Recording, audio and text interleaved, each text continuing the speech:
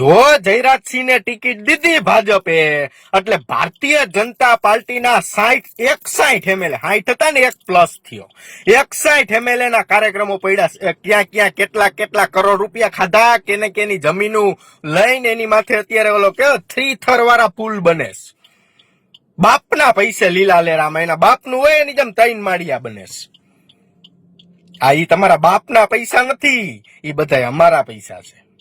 હું 9.5 લાખનું રિટર્ન ભરી ઓલો કે લાવો 2000 રૂપિયા સમજો છો ને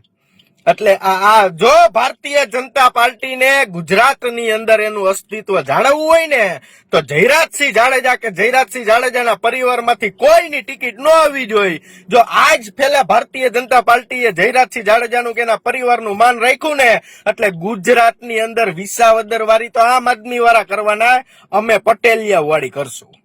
હા અને એક પટેલનો ધારાસભ્ય એક પટેલનો સાંસદ સભ્ય એક પટેલનો સામાજિક આગેવાનની ક્યાંય એક ખંભે મિલાવા એની પાસે મદદ માંગવા જાવ ને તો એ બન્યો ન હોય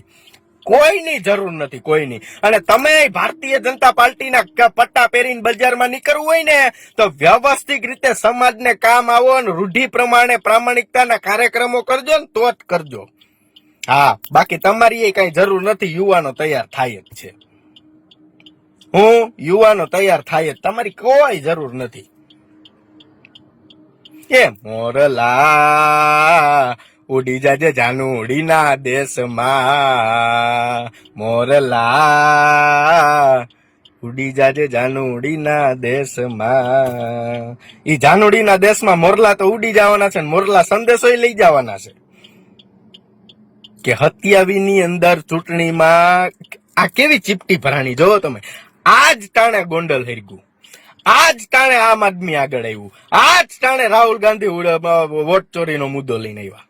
અને આજ ટાણે ગુજરાતની અંદર ભારતીય જનતા પાર્ટીના ધારાસભ્યો સરકાર સામે સવાલ કરવા માંડ્યા એ આ તમારો બાપ ખોટું થાય છે આલ્યો આ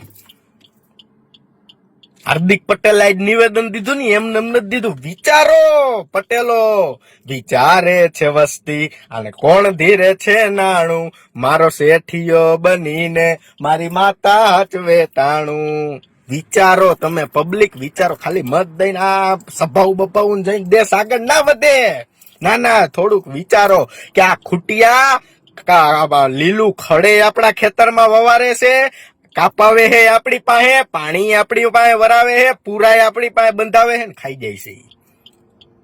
શું થાય છે ખાઈ જાય છે આ નથી ખાવા દેવાના